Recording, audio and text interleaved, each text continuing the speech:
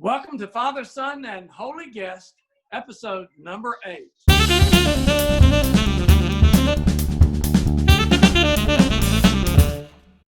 I'm Wright Culpepper. I'm the father of this show.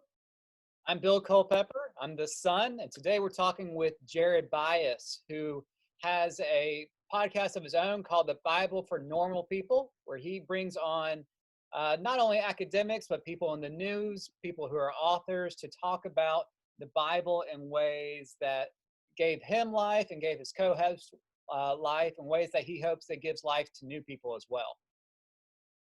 Yeah, Jared is one of those people I think that does a good job of gently challenging us. When I was 16, 17, 18 years old and new in my professing of my faith publicly, so to speak, I kind of felt like everything was black and white, and I had God all neatly packaged up into a box that made sense to me. But as I've grown older, I have become more and more appreciative of those people that pushed me out of my comfort zone and helped me to recognize that God is a lot bigger than the God that I had in that box, and that as we search and seek Him, we come to understand that there's no way that we can even really fully comprehend and appreciate all that God is. What about you, Bill? What's your experience? What drove me to seminary was when I was sitting in a freshman class at the University of South Carolina, and it was the Bible as literature and history, and basically just coming to the understanding that the Bible is a specific document written during a specific time to a specific group of people or even person. And just that one understanding helped me really look at the Bible in a different way. And since coming into seminary and now out of seminary, learning that other people read the Bible differently as well. And the Bible for Normal People podcast does a great job about that. They have a diverse group of people on there, from people who have grown up inner city, outer city, but their latest episode was on Aboriginal and Native American readings of the Bible, which is not something that I would ever experience simply because I happen to not be a Native American or an Aboriginal person from Australia. So the Bible for Normal People has done a great job in explaining or highlighting the fact that we all come from different points of view. And not only is that okay, but the Bible actually celebrates that and lends to that reading. Yeah, I have had the same experience. Mine more when I went to seminary than before I got to seminary. And it kind of pried open my head a little bit and said, hey, breathe and receive the Holy Spirit, so to speak, and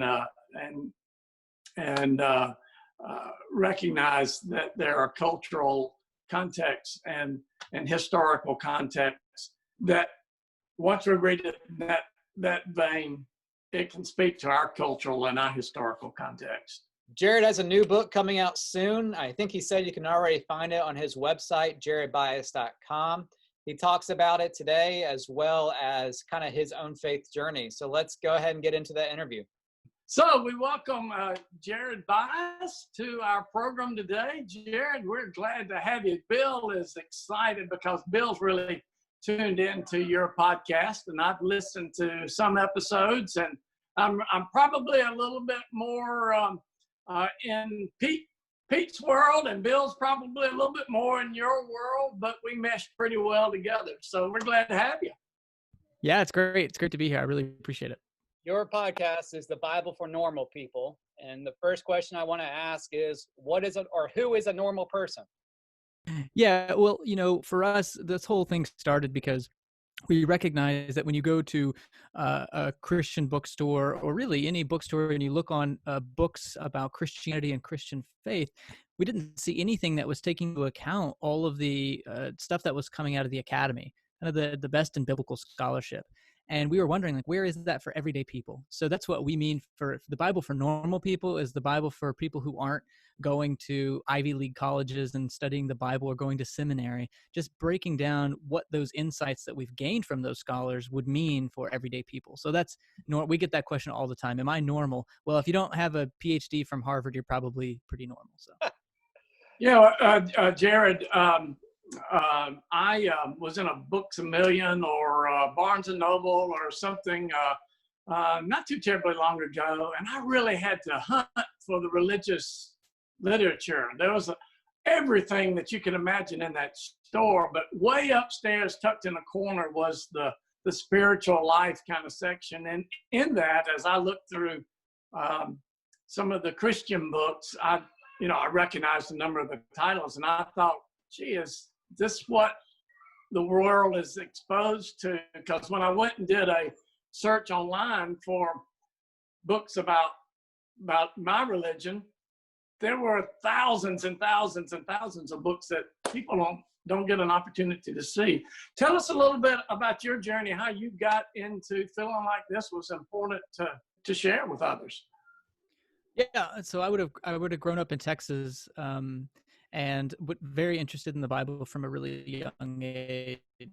So I was teaching Bible studies. I think my first time to teach a Bible study for adults, I was 16 years old, and taught a study on the book of James, and then went from there to Liberty University and got degrees in philosophy and biblical studies, and then went to seminary and I've been a professor, I've been a pastor, a number of different things, currently a Sunday school teacher, which I really appreciate, and author, and everything. And then just connecting with Pete again, who's an old friend and was a professor of mine in seminary, and just really going through we really connected when we were both going through a big, both faith transition, which, as a lot of us recognize, has social implications, like our social network, our friends, our family. It also has career implications, especially for those who are in paid ministry and other things. So we were going through these big shifts together. And that's really kind of where this whole idea came from, not just intellectually and how do we change our mind about the Bible, but also from that social and spiritual component, and how do we build a community of people who don't feel alone when they start asking questions about the Bible, questions that they probably had since they were 15 or 10, but never felt safe in their church community, unfortunately, to ask. And so that's a big part of it as well. Do you feel like the people who come, and I'm not saying that you have all the answers, of course you don't, but giving a space to allow people to ask those questions, is that a freeing experience in your what you've seen with people, or is it a scary place? Or yeah, it's probably both, and it depends on your personality and probably where you are. I tell this story in my upcoming book that I have coming out, but when I was a pastor, I had a class that I led called For Skeptics Only, and it was for unbelieving spouses, essentially. So we wanted to come to church because it's a good family thing. I think my kids could get a lot out of it, but I personally don't believe in God. I'm not a Christian. We wanted to provide a space for those people. So we had a class called For Skeptics Only. You weren't allowed to be a Christian. You couldn't have a faith belief to be in there. And the person before me who led it, it was really about introducing them to apologetics and kind of trying to help explain Christianity to them in a way that was more palatable. For me, it was more of a place to ask questions, and we talked about some of that. But I remember this one woman who was in there, and within, we do the introductions, and everyone tells why they're there. And usually it's, my family's here. I don't really buy into all that. So I just thought it'd be a fun place to come and talk. And this one woman, when we asked her, why are you here? She just kind of looked blankly, and I'm not really sure. And then the tears started coming, and it turned out that basically her family told her she wasn't a Christian anymore because she was starting to ask these questions and starting to have, maybe evolution there's something to that. Maybe we should listen to science. Those kind of questions caused her family to basically say, hey, you should go to this class so that they can fix you. I don't think you're a Christian anymore. And so that's common for people too. And I think that's, for a lot of people, that you can't underestimate that social dimension. So these questions are sometimes unwelcome. They kind of make me afraid, like, well, no, I just don't think about that kind of stuff, because there's a lot of implications for people to change their mind about the Bible and God and faith and all kinds of those things. Yeah, I remember being a youth minister in Macon, Georgia, and we had teenagers who had natural questions just about, I mean, everything. And one of our volunteers said, you really shouldn't ask any of those kind of questions, just kind of stuff all those things down. And I thought that's the worst thing you can tell them. That it's absolutely terrible to say that to a teenager who's looking for answers. So you mentioned you've got a book coming out. I'm going to give you free reign to go ahead and plug it and tell us everything about it. So what's it called? Let's start there. Well, it's called Love Matters More, and it's how fighting to be right keeps us from loving like Jesus. But really the kernel is my wrestling with this phrase that Paul has, speaking the truth in love. And there's been so much conversation in my life about that phrase. So when someone basically says something that feels hurtful, it's okay. I'm just telling the truth in love. Like, that's my job. I have family who, or friends who don't go to their son's gay wedding. And that's the phrase that they bring up. Well, I want to tell them the truth in love. And usually that's often prioritizing truth. So the most important thing we can do is tell the truth, and we hope we can do it in a kind way. But at the end of the day, if you're offended by that, that's really on you. And I want to re-examine that in light of some of the biblical evidence and in light of Christian faith, and say maybe the priority is on love. Maybe the first step is to love, and we have to rethink what truth is and what we mean by that in light of how the Bible presents ideas about truth and how Jesus talks about truth. So that's really the fundamental premise of the book. Jared, I want to so get back to telling the truth in love, and I think that's a neat point, to think that we're more concerned with being right rather than how to treat each other. And there's been a lot of people that I know that have been hurt by people who say, well, I was just trying to explain to him what the Bible really says, or I was just trying to let him know that I still love him, but he's wrong, or something like that. And so are you kind of coming out of that, you hearing similar things, and then that's where this is kind of springing out of? Yeah, absolutely. Yeah. And it, we can go the philosophical route for me of, it comes from this modern notion where truth becomes the most important thing. And by truth, we mean this like historical accuracy of what really happened and what's really true about the world. And, from a philosophical standpoint, truth's just not that simple. It gets complicated quickly when we start asking questions about that kind of thing. And so we can go that direction. Or, well, yeah, we can go from this more spiritual direction that just says, hey, or biblical even direction, that when Jesus is asked, what are the two greatest commandments? He doesn't say standing up for the truth. You got to stand up for God. And the second one is like it, stand up for the truth, which happens to always be what I believe, by the way. Right. I just happen to always know what the truth is. And and it's my job to give that to you. So no, it's about love. Love God and love your neighbor as yourself. That's the greatest commandment. And so we have to figure out how truth telling fits into love, not the other way around. I think about in the book of John, where Jesus is talking to Pilate, and they have this whole conversation there about what truth and who's true and all that. And Jesus never really gets up into Pilate's face about it, like so many of us do when we're fighting for what we think is right or true.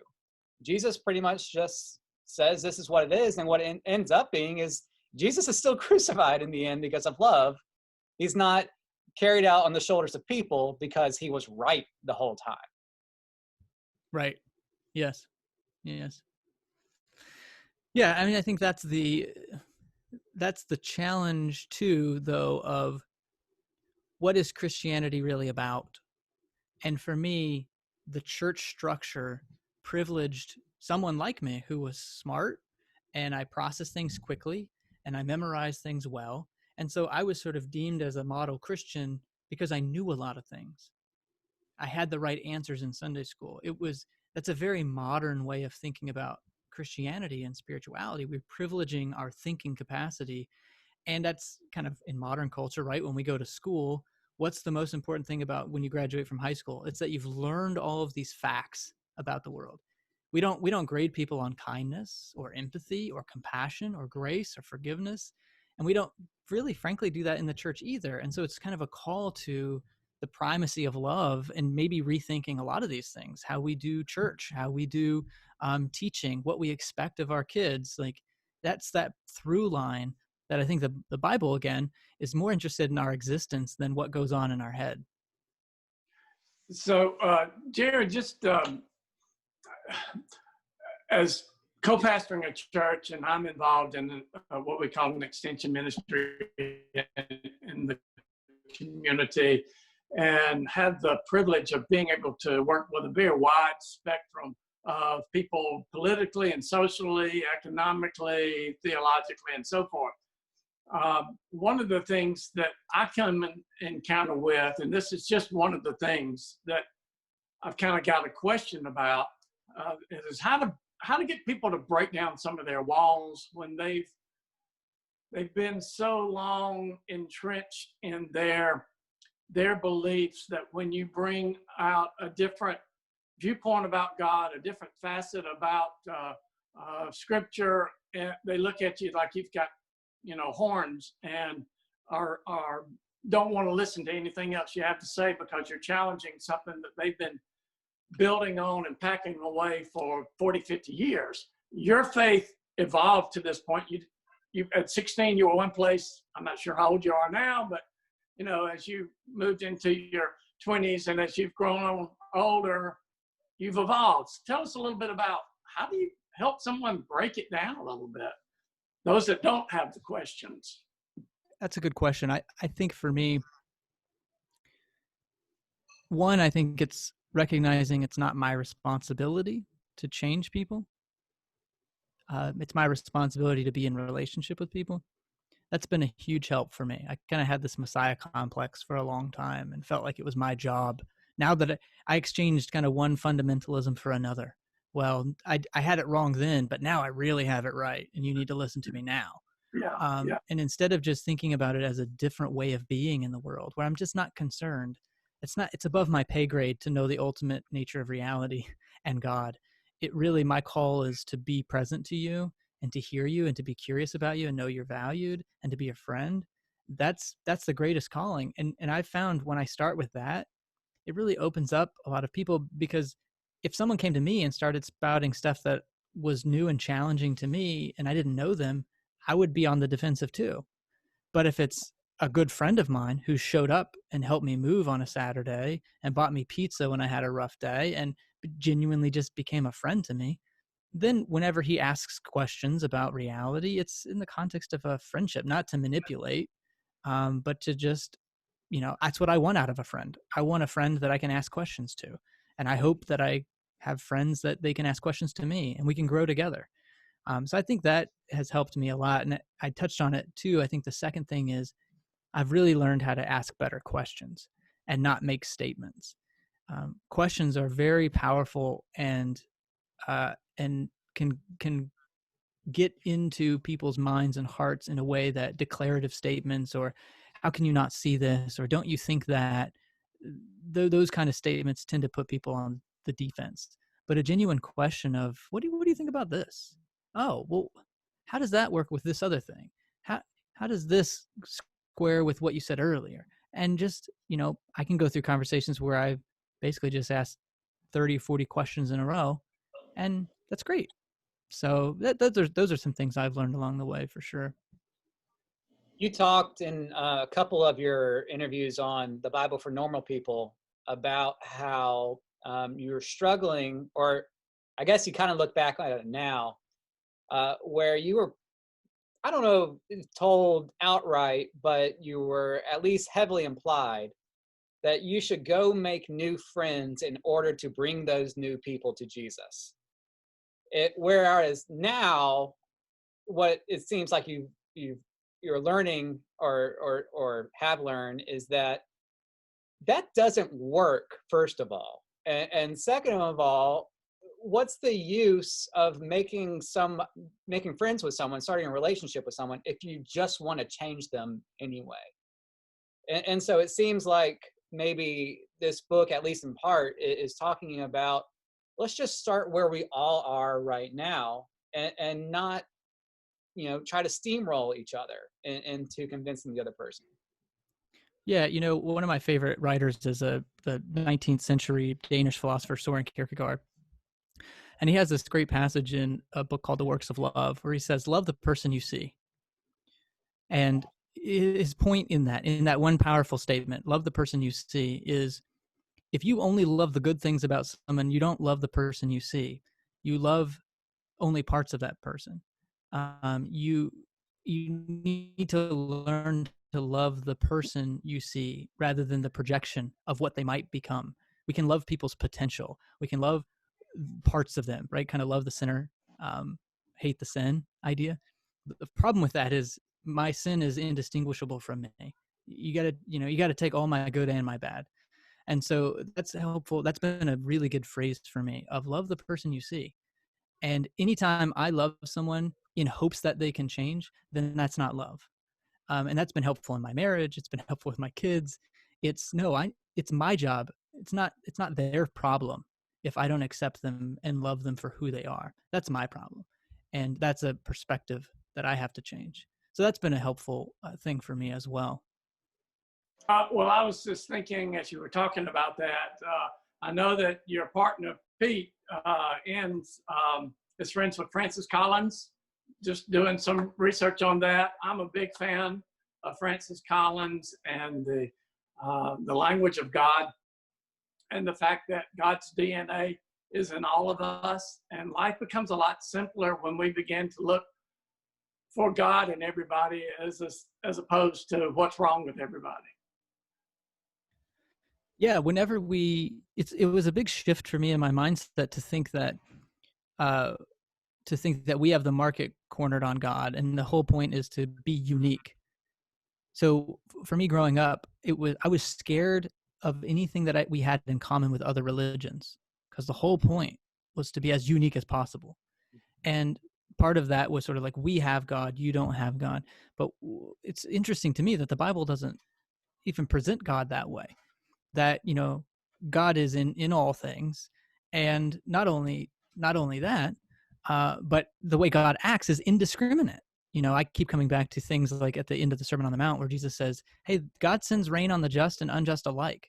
There's not really a theological calculus for how God acts. There's no cosmic karma here that you get treated better just because you say, I'm a Christian, and other people get treated worse because they're not. God doesn't act that way. And yet our way of being in the world tends to act that way. We treat people who are like us better. And so those have been, I agree. I would agree with that. Once we start to see the divinity in every human being, it changes our perspective, which can be scary. That doesn't come without cost, because then, what we start to lose our uniqueness, which I'm frankly okay with, but I think that can be a scary thought. Yeah, I kind of feel like that was kind of Peter's message to the churches in Asia Minor, that I think we often misinterpret that as rules that we're supposed to be living by. But he was saying, be a part of your culture. Don't go spitting in the wind. Just love within the midst of your culture and let God do what God's going to do. All right. So obviously you are a man of podcasts, because you have your own podcast that reaches far and wide. And I'm excited to do that, because when I ask this question, just about everybody else, they talk about their books, and it's okay for you to talk about your books. But we are in kind of a podcast kind of world, and that's where Bill, I think, may have met you first. But so we're curious, what books are you reading, and what podcast are you listening to? Yeah, so I tend to read really nerdy books. So currently, I actually love it. I'm reading a book by Richard Rorty, who's a pragmatist philosopher, called Contingency, Irony, and Solidarity. And I've really, really appreciated that. I'm also reading, I have to kind of look at my stack of books over here. I'm reading a collection of writings by Rumi as well, who is a Islamic poet. I think he lived about 1,000 years ago or so. And so that's been really good for me as well. As far as podcasts, so there's my go-to subscribed podcast. And again, I always cringe a little bit because I tend to be really nerdy about this stuff. So I have a few philosophy podcasts I listen to all the time. One's called Partially Examined Life, and it's a group of guys who were going to get PhDs in philosophy, and they all quit. And now 10 years later, he joined and talk philosophy. And so that's been really good. And then another one by Stephen West, which he's just a really great teacher, called Philosophize This. If you're looking for an introduction to philosophy and philosophical ideas, I would really recommend that. It's called Philosophize This again. And then I always listen to Dax Shepard's podcast called Armchair Expert. And so I really appreciate that as well. Great. Yeah, I love Dax Shepard. I've heard of Philosophize This. It's come up on my recommended stuff, so I guess we're in the same boat for some stuff. As for Rumi, I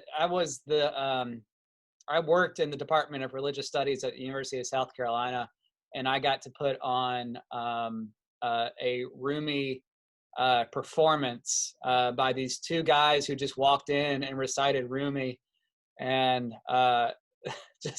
they were as Southern old white men as they could be, but they were just quoting Rumi to this entire college campus, and it was a neat thing to see. The second question that we always ask is, has there been any particular story from the Bible or scripture or even an entire book maybe that has really influenced you either in your life or in the work that you do now?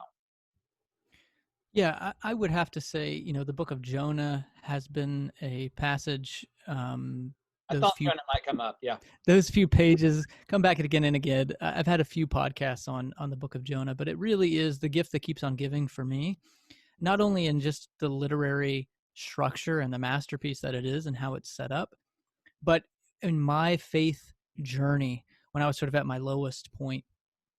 Jonah was the existential crisis of Jonah, and I don't want to get into the grammar of the text there, but it's set up in such a way that Jonah really goes down into this depression, is really shut out of creation, and sort of running away from God. God allows that to happen, gets shut out, and then there's this redemptive part of the story there in chapter 2, early on, about verse 4, that says, God raised my life up from the pit after this sort of being shut out from creation. And I've always really, really resonated and appreciated that story. And then on the back half, where there is this call to extreme grace and love toward one's enemies, and the response by Jonah is always gripping me as well. It's a story that I keep coming back to in terms of kind of guiding my way. So yeah, I would say Jonah has just been, some of it's just nostalgic and it was a really important story at the time, and I think some of it is a gift that keeps giving. So, well, and your name comes up in it a whole bunch if you read it in Hebrew, right? Yes, it does. Yep, you keep going down, and every time you go down, you get Yerad, you get Jared, you get to go down. Yep. For those who might not know, Jared or Yerad is the Hebrew word for to go down, and that comes up a lot in Jonah, especially. Yep, primarily the first chapter. First. That's interesting. I really kind of, Richard Rohr was writing a few weeks ago about liminal space. I kind of feel like that story is about when we are swallowed up by something, and it could be by grief, it could be by joy. And I think the whole world's swallowed up with this coronavirus kind of thing. And while we're swallowed up, we kind of lose our identity a little bit, and we change, and we can get very down in the depths, so to speak, in that, and we probably do, and that's okay. It's all right to be down beneath for a while, knowing that something is transforming us, and there's going to be a whole new experience after this that is going to be beyond what we can comprehend before going into it or while we're into it. That's my kind of take on Jonah, that we're being swallowed up right now and we're okay. Where do you find the presence of God? Where does God reveal God's self to you? Yeah, I think I would have to say, especially very recently, finding God in the suffering has been valuable for me. Finding God in the suffering of, well, people of color as of late here, not just as of late, but particularly so, at least in the media. Yeah, I think that's been one. That's been kind of my mantra, I think, over the last few weeks, is finding God in the suffering, and not just finding God in the suffering in some humiliated sense, but in some exalted sense, in the sense that there are so much about God that people of color, people who have suffered, not just minorities, but I mean all of us have suffered, finding those places as places and sources of wisdom and growth and connection. And I think the coronavirus has really highlighted that, in terms of how we are able to come together and connect and relate and be present to each other in ways that we hadn't before, or at least had kind of lost sight of. And so I found God a lot in that, in those moments when the distractions aren't there, when the suffering is present, and yet there's still joy and connection. Jared, I could talk to you for a long time, but our time's coming up. What can you give us the name of that book you've got coming out again? Yeah, Love Matters More: How Fighting to Be Right Can Keep Us from Loving Like Jesus. And you can find that on my website right now, which is jaredbyas.com /book. Or if you just wait a little bit, it'll be up on the BibleForNormalPeople.com, or you can just go where all fine books are sold online at this point, and you can pre-order it. Great. And you've got a couple other books out, right? Yeah, we have Genesis for Normal People, which again, that's a book I'd recommend for how we kind of think about the Bible. We use Genesis as a way to talk about these bigger challenges of the Bible and what it is and what it isn't. And yeah, you can find that again online, or at the BibleForNormalPeople.com. Thank you so much, Jared. If anybody wants to get in touch with you, what's the best way? Yeah, I'm online. You can find me on Facebook, on Twitter, on Instagram, or you can just reach out on my website, and I'm happy to interact with anyone. Happy to have conversations. It may take me a little bit to get back, but I generally always do. So, would love to hear from people. All right. Well, thank you so much. I'm totally geeked out to be here. Excellent. Love it. Thank you, guys.